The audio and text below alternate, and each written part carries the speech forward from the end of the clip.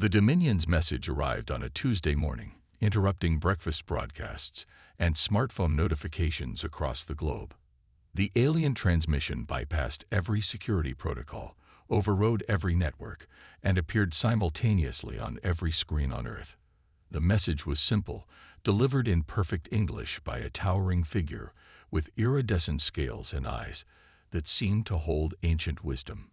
People of Earth, the Dominion of Allied Stars has deemed your world suitable for integration.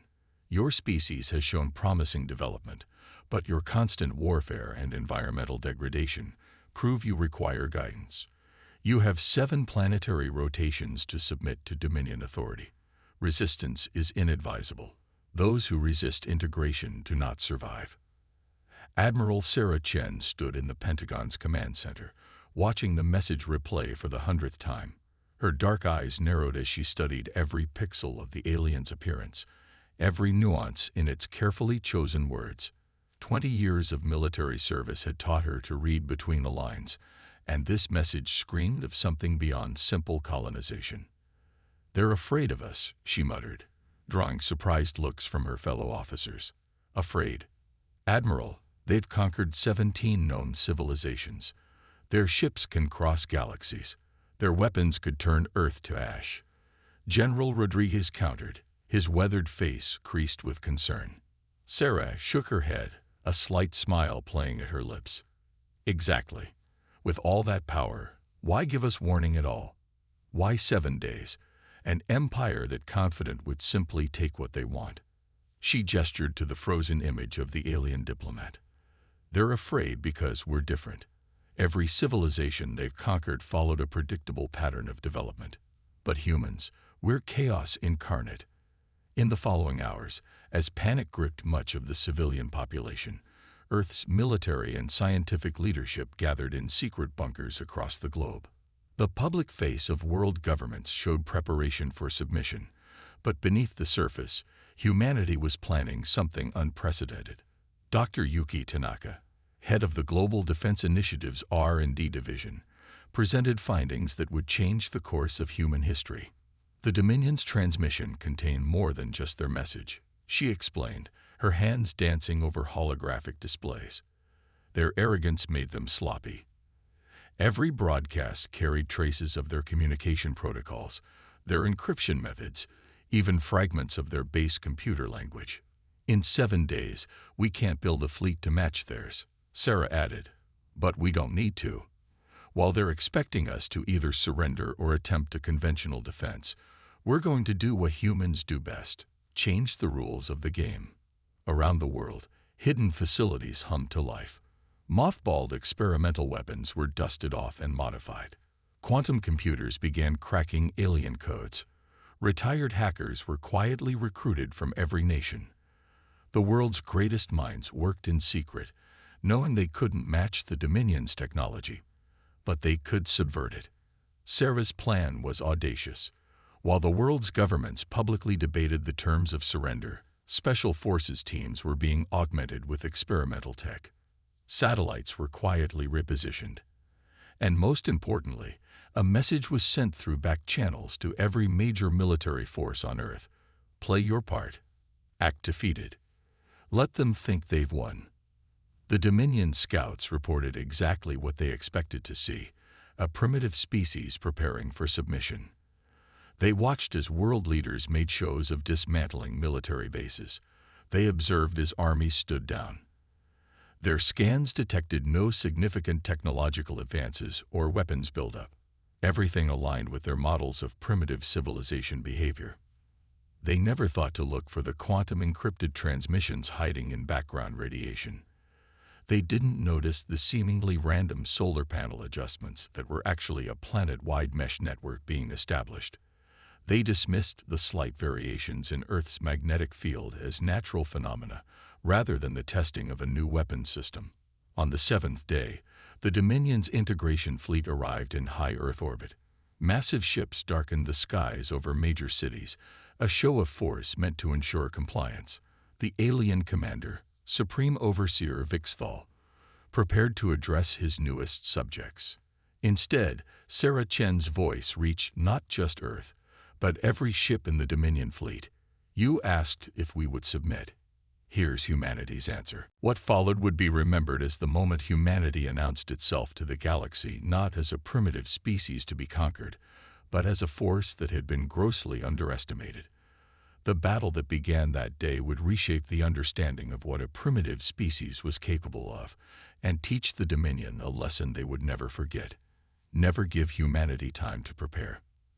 As the first phase of Earth's defense plan activated, Sarah allowed herself a small smile. The Dominion had made a crucial mistake. They had judged humanity by their technology level rather than their potential. They had given Earth a week to prepare, thinking it a generous gesture to a doomed species. Instead, they had given humanity exactly what it needed: a challenge, a deadline, and most importantly, a reason to unite. The next few hours would show the galaxy exactly what happens when you back humanity into a corner. The Dominion was about to learn that Earth's greatest weapons weren't its missiles or bombs, but its creativity, adaptability, and absolute refusal to submit to tyranny. As Sarah gave the order to initiate humanity's response, she thought about how the history books would remember this moment. "Let's show them," she said quietly, "exactly what humanity can do in 7 days." The warning had been delivered, but not the one the Dominion intended. This was humanity's warning to the galaxy: underestimate us at your peril. The Dominion fleet hung in Earth's orbit like a cloud of metallic locusts, their ships reflecting the morning sun. Supreme Overseer Vixthal stood on his command bridge, mandibles twitching with irritation. The humans' response had not been what he expected. Just silence. No surrender, no defiance. Just eerie quiet. "Begin the integration process," he commanded. "Deploy the first wave off." His orders were cut short as every screen on his bridge suddenly went dark. For a moment, he thought it a simple malfunction. Then the screens reactivated, displaying not Dominion script, but human numerals counting down from 10. Across the entire Dominion fleet, the same countdown appeared. Engineering crews scrambled to regain control of their systems, but their commands were locked out by protocols they didn't recognize. The most advanced cybersecurity in known space had been bypassed, not by brute force, but by code that seemed to think in ways their systems had never encountered. Dr. Tanaka sat in her underground lab, fingers flying across holographic keyboards.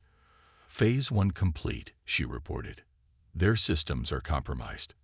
They're trying to counterhack, but they can't make sense of our quantum-encrypted protocols. They're looking for patterns where there are none."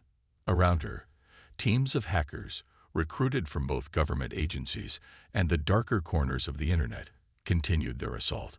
The Dominion's computer systems were incredibly advanced, but they were also standardized, predictable. Human hackers, with their creativity and irregular thinking patterns, were introducing chaos into perfect order. Admiral Chen's voice crackled over the secure channel. "Execute Phase 2. Across Earth, seemingly innocent satellites adjusted their positions slightly. Solar farms tilted their panels by fractions of degrees. Power plants underwent microscopic fluctuations in their output. Individually, each change was negligible. Together, they formed something unprecedented: a planet-wide energy web. The Dominion sensors detected the energy buildup too late. By their calculations, Earth shouldn't have been capable of coordinating anything on this scale. But they had calculated based on official human technology, not what humanity could cobble together when pushed to its limits. The first strike came not from conventional weapons, but from concentrated electromagnetic pulses, amplified by Earth's own magnetic field. The pulses were calibrated precisely to the frequencies used by Dominion shield technology, frequencies revealed in their own transmission 7 days ago. Vixthal watched in horror as ship after ship lost power, their shields collapsing under an assault that shouldn't have been possible. "Impossible," he hissed. "They're primitives. They barely have space flight. They can't." "Sir," his second-in-command interrupted, "we're detecting launches from the surface." What rose from Earth wasn't the primitive missiles they had expected. Instead, thousands of small, crude-looking devices ascended on irregular trajectories. The Dominion's targeting systems, designed to track conventional weapons, struggled to lock onto these objects that moved like no proper weapon should. These were humanity's secret weapons, improvised space mines crafted from retrofitted satellites and powered by experimental fusion cores. They weren't elegant, they weren't advanced, but they were quintessentially human, unpredictable, adaptable, and devastating. The devices detonated not with explosions, but with targeted electromagnetic fields that played havoc with Dominion systems. Ships that could shrug off nuclear blasts found themselves helpless against weapons that turned their own technology against them. Status report. Vixthal demanded. 60% of the fleet is offline, came the panicked response. Our systems are compromised. We're getting reports of human boarding parties. They're using our own teleporters against us. Sarah Chen led one such boarding party herself. Her team, equipped with hastily adapted environmental suits, materialized inside a Dominion dreadnought. They carried weapons that would have looked primitive to the Dominion. Ballistic firearms modified with electromagnetic accelerators, close combat weapons designed to work in zero gravity.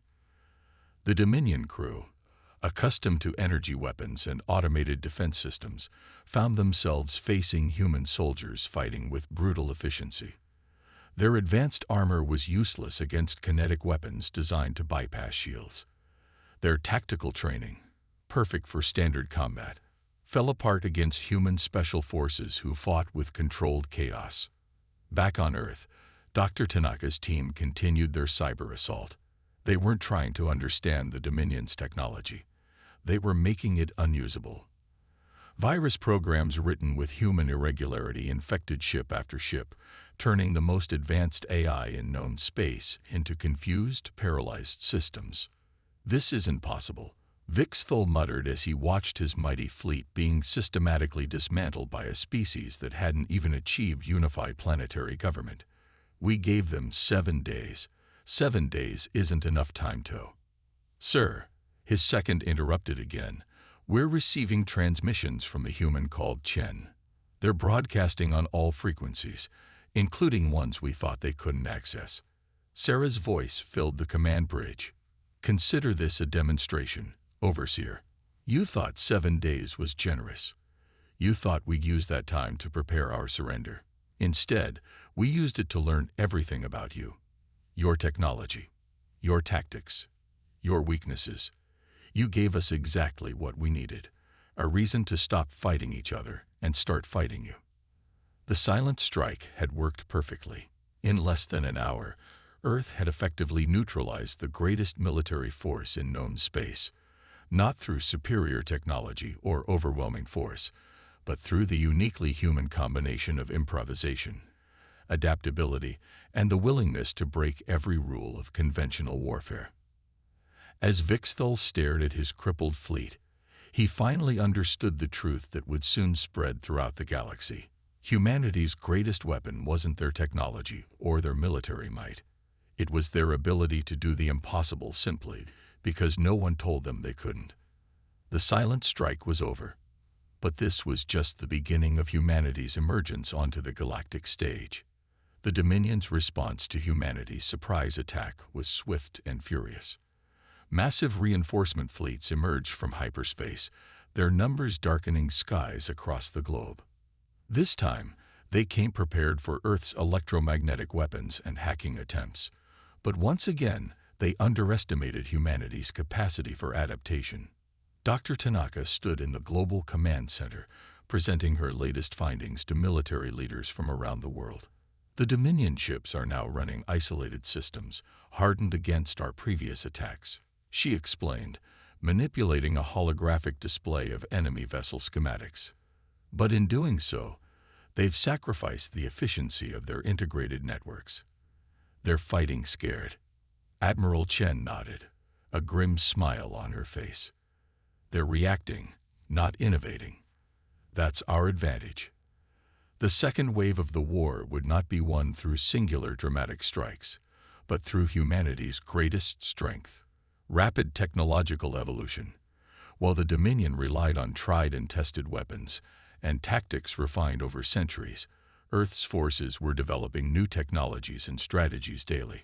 Underground factories, hastily converted from civilian manufacturing plants, began producing hybrid weapons that combined human ingenuity with reverse-engineered alien tech. Scientists who had once competed for research grants now worked side by side, breaking down the barriers between disciplines to create something entirely new. The Dominion's first major assault came at dawn. Their ships, now protected against electromagnetic interference, launched a devastating barrage against Earth's major cities. But instead of finding helpless targets, they encountered something unprecedented: adaptive shield technology. "Impossible," muttered High Commander Zarkax, watching as his fleet's energy weapons dissipated harmlessly against flickering barriers. They couldn't have developed shield technology this quickly. What the Dominion didn't understand was that Earth hadn't developed traditional shields at all. Instead, they had created a network of localized gravitational fields, using principles derived from studying the Dominion's own ship drives. It wasn't elegant, it wasn't efficient, but it worked, and more importantly, it could be improved and modified in real time. The space around Earth became a laboratory for human innovation. Each Dominion attack was met with a new defense, each alien strategy countered by human improvisation. When the Dominion deployed advanced stealth technology, Earth responded with detection systems based on principles of quantum entanglement. When alien forces attempted to use biological weapons, they found themselves facing an immune response system developed by Earth's medical researchers. But the true turning point came from an unexpected source. Dr. Marcus Wong, a theoretical physicist working out of a converted high school gymnasium in Singapore, made a breakthrough that would change the course of the war. He discovered that the Dominion's faster-than-light technology operated on principles that, while highly advanced, were fundamentally limited by their own perfection. They've optimized their technology so completely that they've lost the ability to operate outside their established parameters, Dr. Wong explained to a rapt audience of military and scientific leaders. We can use that against them. Under his guidance, Earth's scientists developed what they called chaos drives, propulsion systems that deliberately introduced controlled irregularities into spacetime. The Dominion's precise, calculated faster-than-light jumps began to fail as human ships generated unpredictable gravitational eddies throughout the solar system. The innovation war escalated. Earth's forces, now able to predict where Dominion ships couldn't go, began laying traps in the void of space. Human vessels, equipped with technology that was by any reasonable standard crude and unstable, proved maddeningly difficult for the Dominion to combat. Admiral Chen coordinated these efforts from the newly established Earth Defense Command, a facility buried deep within the Rocky Mountains. Every time they adapt to one of our technologies, we're already developing 3 more, she reported to the United Earth Council. They're fighting the last battle while we're preparing for the next 3. The Dominion's rigid military hierarchy struggled to cope with humanity's rapid pace of innovation. Their commanders, trained to follow established protocols, found themselves facing an enemy that seemed to rewrite the rules of warfare daily. Plans that took weeks to approve through proper channels were obsolete before they could be implemented. Dr. Tanaka's Cyber Warfare Division continued to evolve their attacks, creating AI systems that thought in ways so fundamentally human that Dominion computers couldn't predict or counter them. Earth's hackers introduced concepts like irony and paradox into alien computer systems, watching as the perfectly logical machines tried to process inherently illogical human concepts. But perhaps most frustrating for the Dominion was humanity's ability to learn from failure. Every defeated human ship, every failed attack, every destroyed facility provided data that was immediately analyzed and used to improve the next iteration.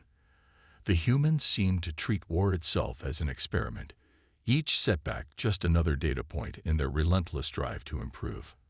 As the war entered its 3rd month, the Dominion found itself in an unprecedented position.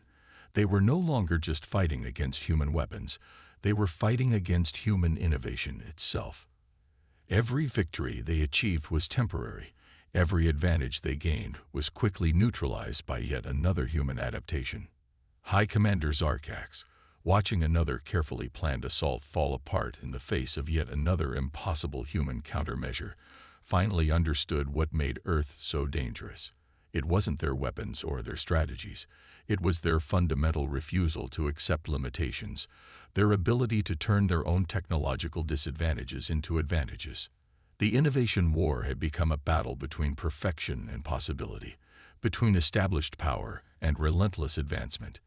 And humanity was proving that in a war of innovation, the ability to imagine the impossible was more powerful than all the advanced technology in the galaxy.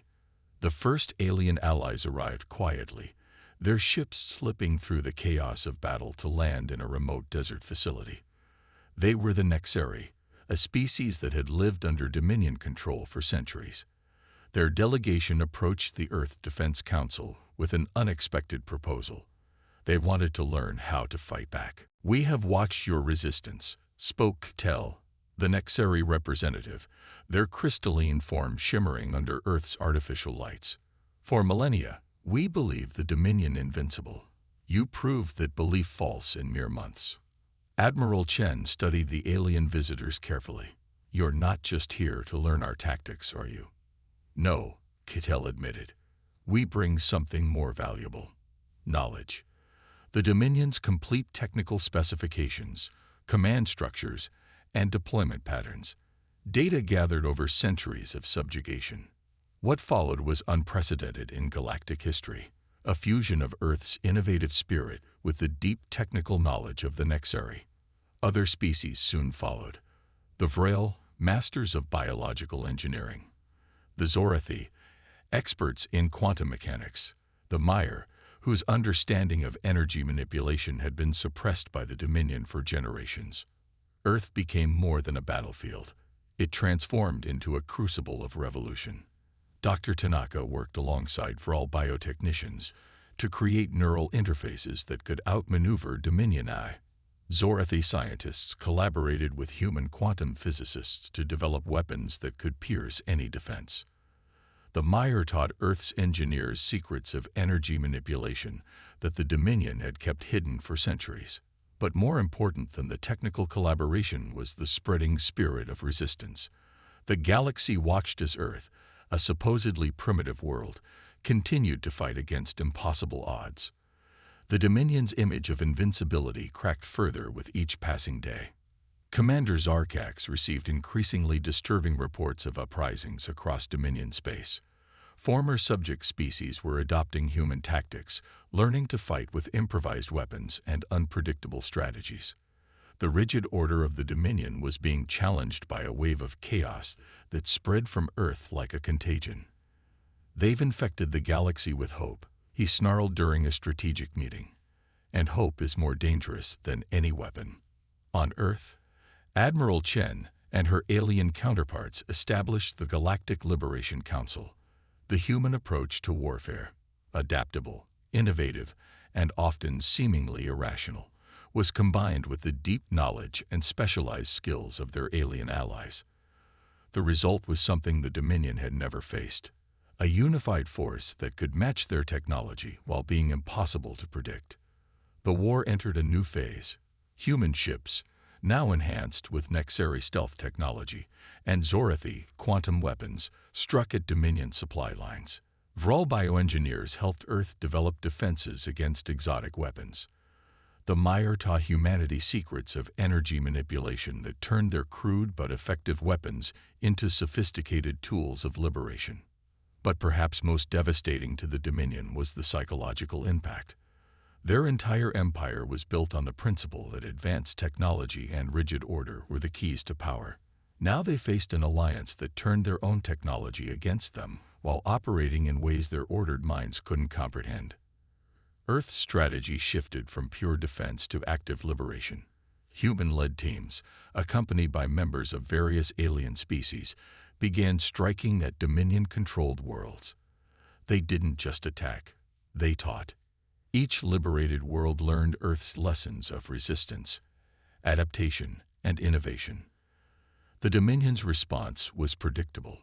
They sent larger fleets, deployed more powerful weapons. But they were fighting a war they no longer understood. Their enemies didn't behave according to any rational strategy they could discern. Human unpredictability, combined with the technical expertise of their alien allies, made every battle a nightmare of uncertainty. "Look at them now," Dr. Tanaka said to Cattell as they watched a holographic display of the latest battle. Human ships, modified with alien technology, danced through Dominion formations in patterns that seemed chaotic but were devastatingly effective. They still think they can win through superior firepower alone. Cattell's crystalline form pulsed with what humans had learned was amusement. They cannot comprehend that their greatest weakness is their own certainty. Humans taught us that doubt, questioning, and imperfection are not weaknesses, they are the seeds of evolution. The alliance continued to grow. More species, inspired by Earth's example, broke free from Dominion control. Each brought their own knowledge, their own capabilities, but all embraced the human approach to warfare and innovation. The Dominion found itself fighting not just against Earth, but against an increasingly large portion of their own empire. Admiral Chen stood before the Galactic Liberation Council, now comprising representatives from dozens of species. "The Dominion thought they could isolate us," she addressed the assembled allies. "Instead, they gave us something they never expected. A galaxy united not by force or fear, but by the shared desire for freedom." As the United Fleet prepared for what would become the final phase of the war, the truth became clear. The Dominion hadn't just underestimated humanity's military capabilities. They had failed to understand that Earth's greatest weapon was their ability to inspire others to believe in the impossible. The stage was set for the final confrontation. The Dominion's perfect order was about to face its greatest challenge. A galaxy united in chaos, led by a species that had turned defiance into an art form. The Dominion's High Council gathered in their crystal citadel on their homeworld, Axis Prime, for the first emergency session in 10,000 years. Supreme Overlord Vixthal faced the assembled council members, their collective anxiety palpable in the charged atmosphere. "Our empire stands on the brink," he announced, his voice echoing through the vast chamber. "Not from superior technology or overwhelming force, but from a primitive species that refuses to accept their place in the natural order." The combined fleet of Earth and its allies had pushed the Dominion back to their core systems. What had begun as a simple integration of a backward planet had escalated into the greatest threat the Dominion had ever faced. Their perfect order was crumbling, their subject worlds rising in revolt, all inspired by humanity's relentless defiance. Admiral Chen stood on the bridge of the Earth flagship Defiance, surrounded by both human officers and alien allies. The ship, like humanity's resistance, was a hybrid of numerous technologies and ideas. Human ingenuity merged with Nexari stealth systems, Zorathi quantum weapons, and Vril biological interfaces. "The Dominion has retreated to their homeworld," she addressed the assembled fleet commanders. "They think its defenses are impregnable. They're about to learn what happens when you back humanity into a corner one too many times." The plan they had developed was quintessentially human, seemingly irrational, incredibly risky, and absolutely unprecedented. Dr. Tanaka's team had discovered a fundamental flaw in the Dominion's philosophy. Their technology was too perfect, too ordered, too predictable. "Their entire civilization is built on the idea of perfect harmony," Dr. Wong explained during the final briefing. "They've eliminated chaos from their equations, removed uncertainty from their calculations. That's not just their weakness, it's their fundamental flaw." The attack began not with a direct assault, but with something the Dominion couldn't comprehend: deliberate imperfection. Human ships, accompanied by their alien allies, approached Axis Prime in formations that seemed random, chaotic. The Dominion's defensive systems, designed to counter logical attack patterns, struggled to predict their movements. Then came the second phase. Dr. Tanaka's cyber warfare team, now enhanced with Nexari crystal computing and Vril neural interfaces, launched what they called a chaos virus, a program that didn't try to defeat the Dominion's security systems, but instead introduced elements of human irrationality into their perfect order. The Dominion's defenses began to falter, not from damage, but from confusion. Their AI systems, confronted with human unpredictability amplified by alien technology, started to break down. Perfect formations became disorganized. Flawless strategies fell apart. Commander Zarkax watched in horror as the combined fleet breached their supposedly impenetrable defenses. "This isn't warfare," he protested. "This is madness."